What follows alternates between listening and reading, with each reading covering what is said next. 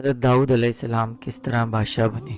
جب طالوت بنی اسرائیل کے بادشاہ بن گئے تو آپ نے بنی اسرائیل کو جہاد کے لیے تیار کیا اور ایک کافر بادشاہ جالوت سے جنگ کرنے کے لیے اپنی فوج کو لے کر میدان جنگ میں نکلے۔ جالوت بہت ہی قد آور اور نہایت ہی طاقتور بادشاہ تھا۔ وہ اپنے سر پر لوہے کی جو ٹوپی پہنتا تھا، اس کا وزن 300 رطل تھا۔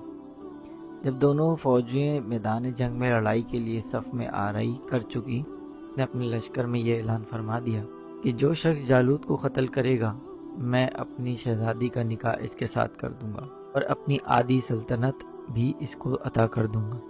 یہ فرمان شاہی سن کر حضرت داؤد علیہ السلام آگے بڑھے، جو ابھی بہت ہی کم سن تھے اور بیماری سے چہرہ زرد ہو رہا تھا۔